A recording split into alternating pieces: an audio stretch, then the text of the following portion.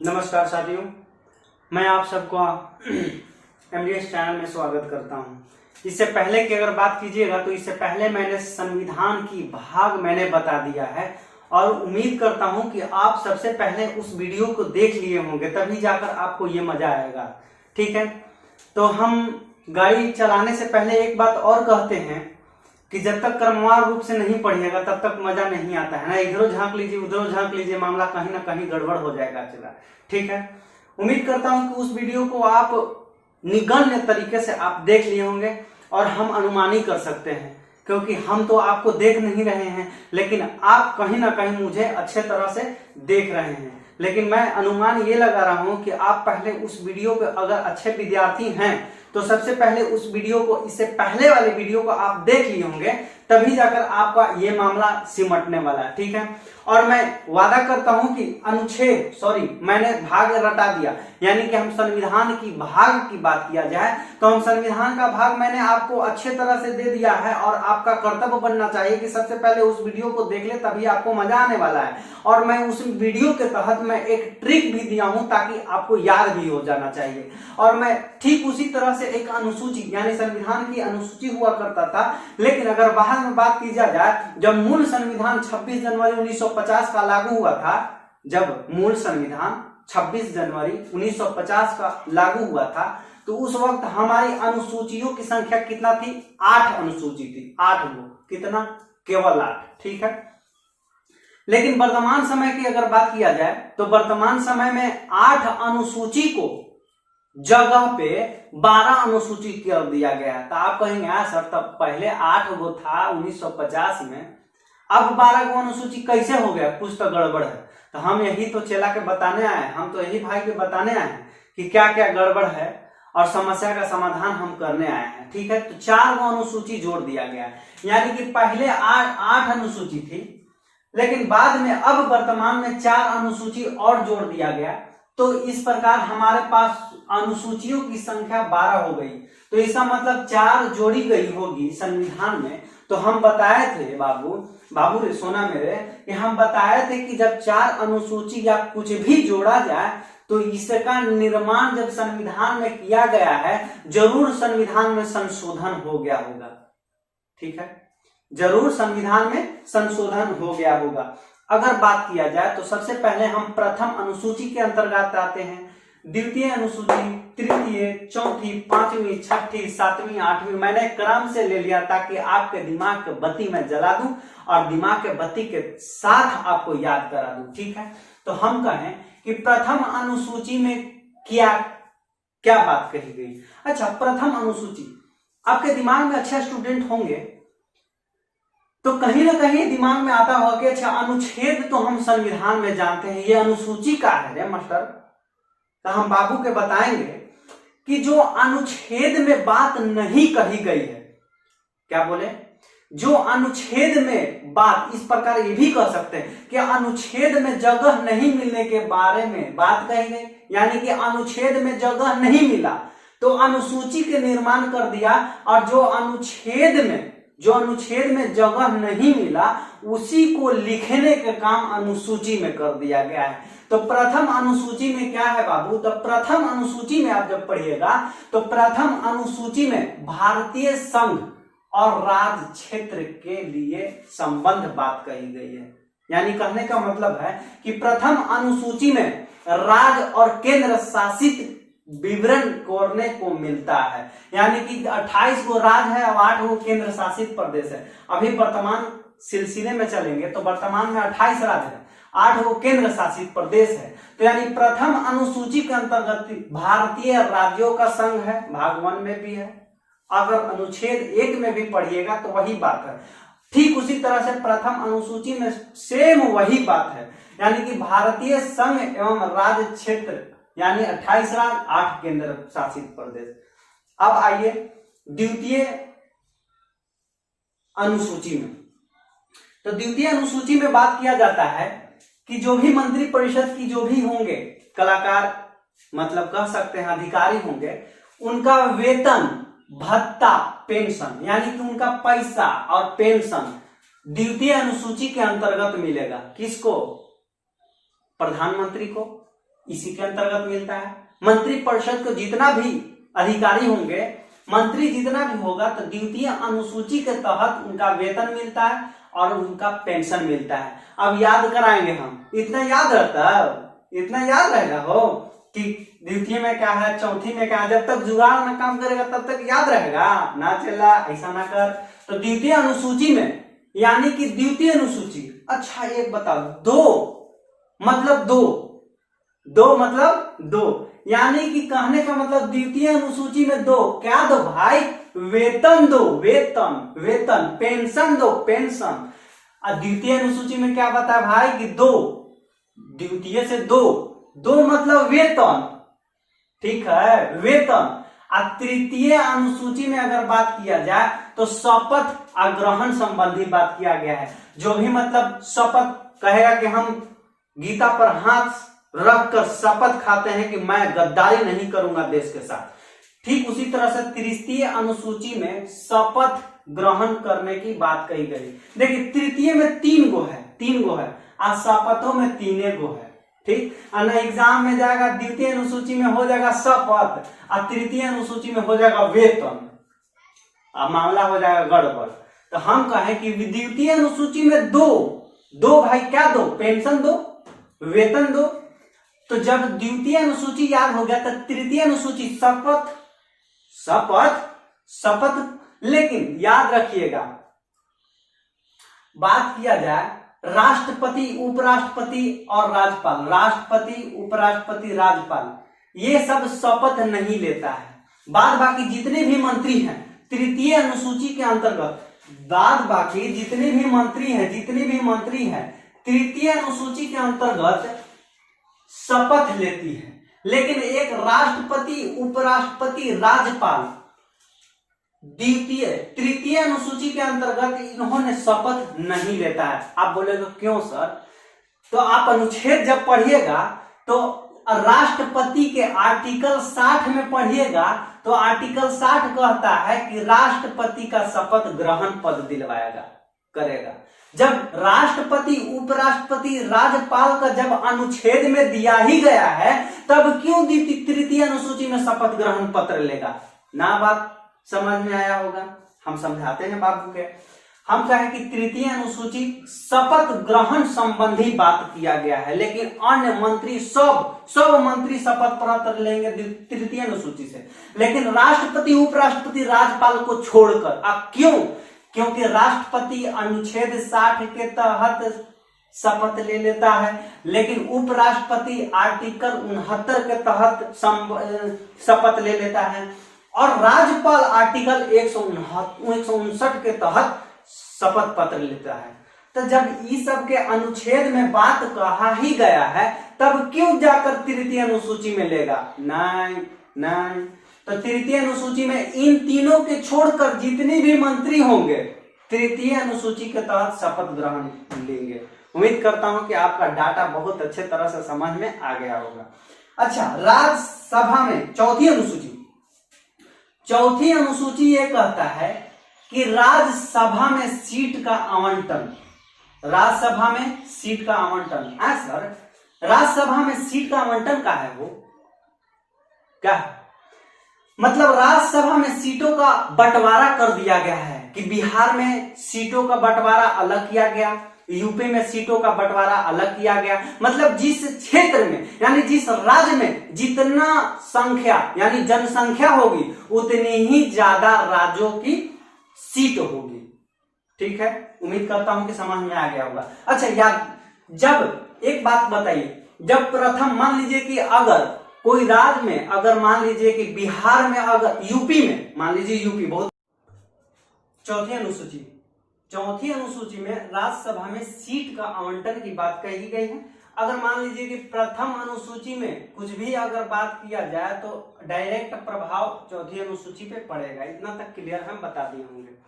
अच्छा एक बात बताइए,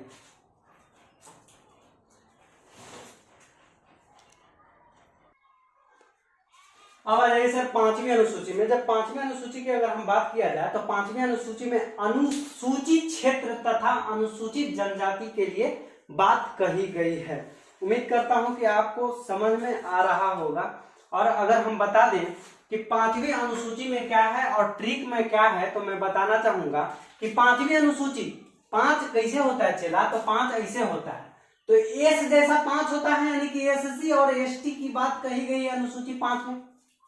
ठीक है, हमने बताया कि पांचवी अनुसूची में क्या है, तो एस से शुरू होता है। तो एस का मतलब है एससी एसटी, तो अनुसूचित क्षेत्र तथा अनुसूचित जनजाति के लिए स्पेशल राष्ट्रपति शासन देखेगा।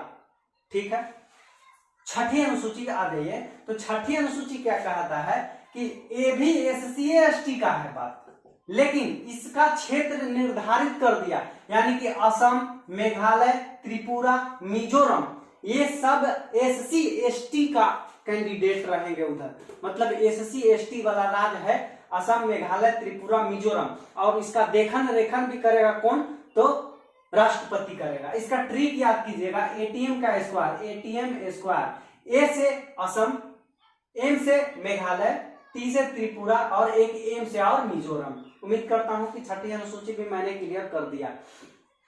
सातवीं अनुसूची की अगर बात किया जाए तो सातवीं अनुसूची में शक्ति के बंटवारा कर दिया गया। अच्छा, शक्ति क्या होता है, तो एक संघ सूची होता है, एक राज्य सूची होता है, एक समवर्ती सूची होता है। तो संघ पे सूची पे बनाने का कानून का अधिकार किसका होता है, तो केंद्र सरकार का, केंद्र सरकार। लेकिन राज्य सूची के कानून बनाने का अधिकार राज्य सरकार का होता है, वही समवर्ती सूची के कानून बनाने का अधिकार दोनों, यानी कि केंद्र सरकार और राज्य सरकार दोनों मिलकर समवर्ती सूची का प्रावधान करेंगे। इस प्रकार बात किया जाए, सातवीं अनुसूची में ही बात कहा गया कि शक्ति के बंटवारा किया गया, और इसमें जो है संघ सूची, समवर्ती सूची, राज्य सूची इसके संबंधी बात की गई है। अगर मूलतः बात किया जाए तो संघ सूची में मूलतः 97 विषय था, लेकिन अभी वर्तमान में 100 गो विषय हो गया है। कितना, 100 गो। राज्य सूची में पहले विषय 66 गो था, लेकिन अब घटकर 61 गो हो गया है। ठीक है, समवर्ती सूची मूलतः 47 विषय था, लेकिन अब बाद में जाकर 52 गो विषय हो गया है। कोई बात नहीं, चला, कोरोना नहीं है। उम्मीद करता हूं कि समझ में आ गया होगा।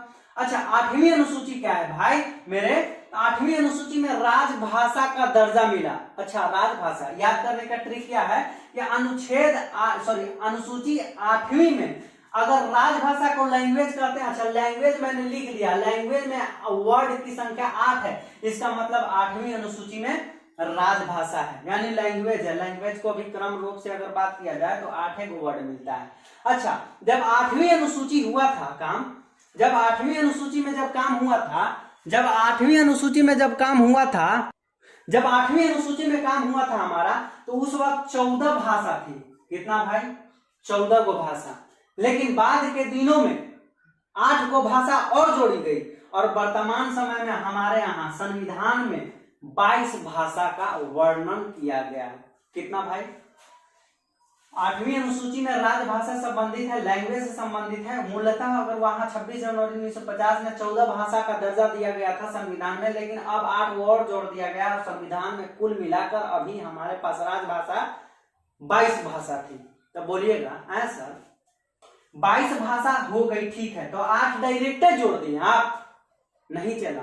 8 संविधान में संशोधन हुआ, और 8 गो भाषा संविधान में संशोधन होने के बाद 8 गो भाषा हमारे संविधान में आया। तो कहेगा सर तो कौन कौन हुआ संविधान संशोधन, तनी इधर भी बता दीजिए तब ना काम होगा। तो हम बोले हाँ, चला के बताएंगे। तो 21वां संविधान संशोधन 1967 ईस्वी में हुआ। 21वां संविधान संशोधन 1967 ईस्वी में हुआ। सिंधी भाषा जोड़ा गया था। सिंधी एक भाषा है, और अगर बात किया जाए तो सिंधी की अगर राजभाषा की अगर हम बात करते हैं तो ये पंजाब और गुजरात में बोला जाता है। 71वां संविधान संशोधन 1992 के तहत हुआ, जिसे नेपाली मणिपुरी और कोंकणी ये 3 गो भाषा जोड़ा गया था। 71वां संविधान संशोधन 1992 के तहत, जिसे नेपाली कहा जाता, नमक कहा जाता है, और नमक से हम लोग याद करेंगे, न से नेपाली, म से मणिपुरी और क से कोंकणी। ठीक है, ट्रिक होता है, चला ये ट्रिक है। एक 52वां संविधान संशोधन 2003 होगा, एक 21 और 71 जोड़ देंगे तो 92। तो एक 52वां संविधान संशोधन 2003 के तहत 4 गो भाषा जोड़ी गई, 1 और 3, 4 गो तो जुट गया, कुल हमारे पास 8 गो है और 4 गो और जोड़े पड़ेगा चला। तो 4 गो जोड़ेंगे कैसे, तो 92वां संविधान संशोधन 2003 के तहत इसको बोला जाता है बोर्ड मास। अब बोर्ड मास जब मैथ पढ़िएगा ना तो वो आनंद आता है, और इसी में एक बोर्ड मास पढ़ना होता है, अब गुना भाग वही वाला टू वाला, ठीक है। तो बोर्ड मास जिसे एक बोर्डो, बो से बोर्डो, डी से डोंगरी, ए में से मैथिली और एस से संथाली, यानी 4 भाषा जोड़ी गई थी 52वां संविधान संशोधन 2003 के तहत, ठीक है चला। अगर बात किया जाए 8वीं अनुसूची तक पढ़ लिए, हमने बताया था कि आए सर आप तो बोले थे कि मूल संविधान में 8 अनुसूची थी, बाद के दिनों में जाकर 4 गो अनुसूची में और भी जोड़ा गया था, तो कुल मिलाकर 12 गो अनुसूची हो गई थी। हम बोले हाँ चला, हम बोले थे। तो एक 9वीं अनुसूची हो गया, एक 10वीं, एक 11वीं, एक 12वीं। 9वीं अनुसूची में अगर बात किया जाए तो भूमि सुधार के लिए जाना जाता है, 9वीं अनुसूची भूमि सुधार। 10वीं अनुसूची दल बदल कानून, दल बदल कानून। 10वीं अनुसूची दल बदल, दल बदल, दल बदल, 10 मतलब दल बदल। 11वीं अनुसूची पंचायती राज, 11वीं अनुसूची पंचायती राज से संबंधित है, और 12वीं अनुसूची नगर पालिका चाहे नगर निगम। अच्छा, 10वीं अनुसूची बहुत एग्जाम में पूछता है दल बदल नियम। तो कहने का मतलब है कि दल बदल क्या होता है सर, समझिए। मान लीजिए कि कांग्रेस में 30 गो विधायक है, लीडर है, मंत्री है, और चाहता है कि मान लिया कि हार गया है 30, तो अगर चाहता है कि हम बीजेपी ज्वाइन कर लें, इसका मतलब है कि दल बदल कर रहा है। लेकिन इसका 2/3 यानी कि 3 10 यानी 10 गो दूनी, अगर 20 गो बीजेपी में जाता है तब 30 आदमी जा सकता है, यानी कि काम नहीं हो रहा तब ना जा रहा है। लेकिन एक में से 30 गो में 2-3 गो अगर जाएगा बीजेपी में तो मामला गड़बड़ा देगा, यही दल बदल नियम के कानून को विरोध करेगा, ठीक है। अब कहेंगे सर जब भाषा संविधान संशोधन के तहत जोड़ी गई और अनुसूची संविधान संशोधन के अंतर्गत नहीं जोड़ी गई, हम बोलेंगे हाँ जोड़ी गई, मैं बताऊंगा। पहले एक बार याद करवाते हैं। प्रथम अनुसूची भारतीय संघ एवं राज्य क्षेत्र 28 राज्य और 8 केंद्र शासित प्रदेश है। अच्छा, द्वितीय अनुसूची मतलब 2, क्या 2 भाई, वेतन भत्ता पेंशन 2। तृतीय अनुसूची की बात किया जाता है, तृतीय मतलब 3 गो है, और शपथ में भी 3 गो है, तो शपथ ग्रहण संबंधी बात कही गई है। लेकिन राष्ट्रपति, उपराष्ट्रपति, राज्यपाल को छोड़कर, अब क्यों, तो राष्ट्रपति को अनुच्छेद 60 के तहत शपथ मिल जाता है, उपराष्ट्रपति को अनुच्छेद 69 के तहत शपथ मिल जाता है, राज्यपाल को अनुच्छेद 159 के तहत शपथ मिल जाता है। अब चौथी अनुसूची में क्या है, तो चौथी अनुसूची में 4 गो, यानी कि राज्यसभा सीट आवंटन, यानी कि राज्यसभा में सीटों का आवंटन, मतलब जिस क्षेत्र में यानी जिस राज्य में जितनी जनसंख्या ज्यादा होगी उतनी ही मतलब उसकी राज्यसभा में सीटों की संख्या ज्यादा होगी। अगर मान लिया जाए प्रथम पे प्रभाव पड़ता है तो ऑटोमेटिक चौथा पे प्रभाव पड़ जाता है। अगर मान लीजिए अगर जुड़वा कोई बच्चा है, अगर इसको हंसाइएगा ना ये भी ससुरा हंसेगा, अगर इसको रुलाइएगा ना तो ये भी रुलेगा, ठीक है। उसी प्रकार से अगर एक का उल्लंघन काम करते हैं, अगर संविधान में कुछ संशोधन करते हैं तो 4 पे अपने आप इफेक्ट पड़ेगा। उम्मीद करता हूं कि आपको समझ में आ गया होगा, ठीक है। 5वीं अनुसूची में याद कराने का ट्रिक मैंने क्या बताया था कि 5 ऐसे होता है, तो ऐसे का मतलब कोई इस तरह, तो SC ST से संबंध है और जिसका क्षेत्र देखने का अधिकार राष्ट्रपति करता है। 6ठी अनुसूची में क्या बताएं कि वही SC ST को मान्यता असम, मेघालय, त्रिपुरा, मिजोरम राज्य में दे दिया गया है कि वहां अनुसूचित जनजातीय रहेगा, तो वही असम, मेघालय, त्रिपुरा, मिजोरम, जिसे ATM के स्क्वायर से याद कर सकते हैं। 7वीं अनुसूची में यह कहा गया कि अब शक्ति का बंटवारा होगा भाई। अब शक्ति का बंटवारा कैसे होगा, संघ सूची को और राज्य सूची को, समवर्ती सूची को अपना अलग अलग निर्धारित कर देगा। संघ अपन काम देखेगा और राज्य अपन देखेगा, यानी केंद्र सरकार अपना काम देखेगा और राज्य सरकार अपना कानून बनाएगा। ठीक है, इसी में बात किया जाएगा संघ में। संघ सूची में पहले 97 गो था, अब 100 गो हो गया। राज्य सूची में मूलतः 66 गो था, अब 61 गो हो गया। समवर्ती सूची में 47 गो था, लेकिन अब 52 गो हो गया। 8वीं अनुसूची क्या है भाई? भाई मेरे सुन रहे बाबू, तो 8वीं अनुसूची में बोले कि राजभाषा से संबंधित है। 8वीं के मतलब कि लैंग्वेज, और लैंग्वेजों में 8 गो वर्ड, इस तरह से हम लोग याद करेंगे राजभाषा से संबंधित है। और मूलतः भाषा 14 को भाषा थी, लेकिन 8 को संविधान संशोधन के तहत भाषा जोड़ी गई। अब पहला 21वां संविधान संशोधन 1967 में, जिसे सिंधी जोड़ा गया एगो भाषा, और 71वां संविधान संशोधन 1992 में, जिसे 3 को जोड़ा गया, नेपाली, मणिपुरी, कोंकणी, तो 4 गो हो गया। और 4 गो और जोड़ा गया, तो 52वां संविधान संशोधन 2003 के तहत बोडमास किसे कहा जाता है? तो बोडमास का मतलब बोडो, डोंगरी, मैथिली, संस्थाली, इस तरह से ट्रिक है। और 9वीं अनुसूची भूमि सुधार से संबंधित है। 10वीं अनुसूची दल बदल कानून अधिनियम। 11वीं अनुसूची पंचायती राज, और 12वीं अनुसूची नगर निगम। अब इस सब के कब कब जोड़ा गया है मैं बता रहा हूं, थोड़ा सा इधर मिटाना पड़ेगा हमको। 9वीं अनुसूची, 9वीं अनुसूची में प्रथम संविधान संशोधन 1951 के तहत 9वीं अनुसूची जोड़ा गया था, लेकिन 9वीं अनुसूची में राज्य की भूमि सुधार की बात करता है। ठीक है, इससे पहले मैंने यहाँ पे लिखा भी था, आपको उम्मीद करता हूँ कि आपको सब समझ में आ भी गया होगा, लेकिन मैं इसको दर्शाने के लिए मैं आपके बीच रखा है। 10वीं अनुसूची में एक 52वां संविधान संशोधन 1985 के तहत जोड़ा गया था 10वीं अनुसूची को, जिसे दल बदल कानून विषय कहा जाता है, यानी 10वीं अनुसूची दल बदल कानून से संबंधित है। और 10वीं अनुसूची कब जोड़ा गया था संविधान में संशोधन के तहत? 52वां संविधान संशोधन 1985 के तहत। एक 11वीं अनुसूची हुआ, 11वीं अनुसूची को जोड़ा गया था 73वां संविधान संशोधन 1992 के तहत, और इसमें विषय पंचायती राज जोड़ा गया था, पंचायती राज। और जब जोड़ा गया था तो पंचायती राज में विषय उस वक्त 29 को था, याद रखने की कोई जरूरत नहीं, लेकिन फिर भी मैंने बता दिया। एक 12वीं अनुसूची जोड़ा गया था 74वां संविधान संशोधन 1992 के तहत, लेकिन अगर बात किया जाए कि 74वां संविधान संशोधन 1992 के तहत 12वीं अनुसूची को जोड़ा गया था, जिससे संबंध विषय नगर निगम से। ठीक है, 9वीं अनुसूची कब जोड़ा गया? प्रथम संविधान 1991, किससे संबंधित है? राज्य की भूमि सुधार। 10वीं अनुसूची कब जोड़ा गया संविधान संशोधन में? तो 52वां संविधान संशोधन 1985 के तहत, विषय दल बदल कानून। 11वीं अनुसूची के तहत 73वां संविधान संशोधन 1992 में हुआ, जिसे विषय पंचायती राज विषय पर है। एक 12वीं अनुसूची 74वां संविधान संशोधन 1992 के तहत जोड़ा गया, विषय नगर निगम से संबंधित है। उम्मीद करता हूं कि आपको अच्छा समझ में आ गया होगा।